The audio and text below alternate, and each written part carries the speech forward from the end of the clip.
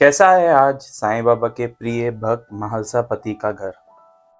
चलिए आपको लेकर चलते हैं शिरडी में और शिरडी में आपको दिखाएंगे साईं बाबा के जो प्रिय भक्त थे महालसापति, जो उनके साथ दिन रात द्वारका माई में बैठते थे।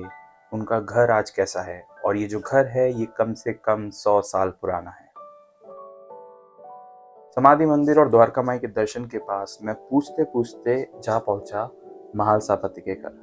महालसापति के घर का रास्ता चावड़ी के पास से ही होकर जाता है, और थोड़ा आप 5-10 मिनट की वॉक करें तो उसके बाद आप महालसापति के घर पहुंच सकते हैं।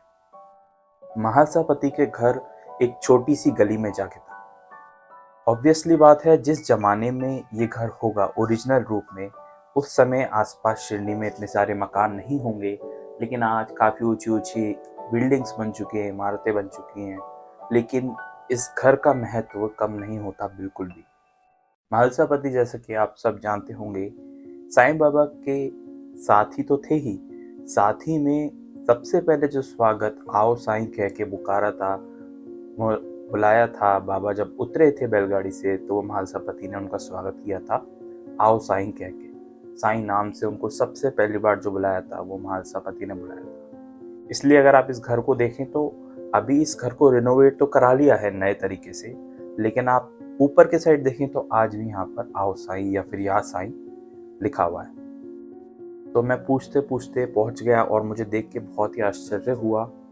आश्चर्य इस बात का हुआ कि इतनी चकाचौंध हो गई है शिरडी आजकल, बड़े बड़े होटल्स खुल गए हैं, लेकिन ये जो घर है आज भी संभाल के, जो वंशज हैं महालसापति के, वो इस घर में रहते हैं और आज भी यहाँ पे देख रेख करते हैं। घर का स्ट्रक्चर देखें तो घर अब बहुत ज़्यादा इसमें काम हो चुका था, ज़्यादा पुराना नहीं है। और जब मैं अंदर गया तो अंदर मुझे कुछ व्यक्ति जानने को मिले। मेरी मराठी इतनी अच्छी है नहीं, तो फिर मैं इनसे ज़्यादा कॉन्वर्सेशन नहीं कर पाया क्योंकि मेरी को मराठी इतनी अच्छी तरह से नहीं आती। लेकिन अंदर जाने के बाद जो मैंने तस्वीरें देखी महालसापति जी की साईं बाबा के साथ, वो देख के मेरी जो स्टोरीज़ हैं जो मैं पढ़ता हूँ वो उनकी यादें ताज़ा हो गई। जैसे कि आप जानते हैं कि साईं बाबा ने 3 दिन के लिए समाधि ली थी, जिसमें उन्होंने अपना शरीर छोड़ दिया था, और महालसापति जी जो थे वो द्वारका माई में बैठे रहे थे 3 दिनों तक लगातार बिना उठे। और बाबा का सर अपने गोद में रख के वो वहाँ पर बाबा समाधि में थे 3 दिन की, और बाबा के शरीर की रक्षा कर रहे थे। और यहाँ तक कि कई सारे भक्तों ने, प्रिय भक्तों ने, सबने कह दिया था कि अब बाबा के शरीर में प्राण नहीं है महालसापति। लेकिन महालसापति जो थे उन्होंने इस बात से मना कर दिया और वो बैठे रहे। तो जब मैं इस घर के अंदर घुसा तो मुझे वही सारी मेमोरीज आ रही थी जो हमने बुक्स में पढ़ा है, साईं सच्चरित्र में पढ़ा है, और अलग अलग जो भी कहानियाँ सुनी हैं उसके अकॉर्डिंग यहाँ पर घर के अंदर जो एक पुरानी सी जो तस्वीरें होती हैं, पुरानी जो भी तस्वीरें थी बाबा की, महालसापति की, ऑब्वियसली उस ज़माने में इतनी HD क्वालिटी की तस्वीरें नहीं होती थी, पर जो भी तस्वीरें हैं मैं उनको कैप्चर किया। देखने में मुझे इतना अच्छा लग रहा था वो तस्वीरें। जैसे ये एक तस्वीर है जिसमें बाबा बैठे हुए हैं, और महालसापति की यहाँ पर एक तस्वीर दे रखी है इस घर में। और बहुत ही सुंदर ये जो दृश्य था मेरे को देख के लगा। और शिरडी में ये उन पुराने घरों में से है जो बाबा के भक्तों का है, और जहाँ बाबा अक्सर जो भी बाहर से आता था, जैसे कि कोई बाहर से बाबा के दर्शन करने आया तो बाबा अक्सर महालसापति के साथ, श्यामा के साथ, तात्या के साथ उन बाहर वाले भक्तों को भेज देते थे कि इन्हें भोजन कराना।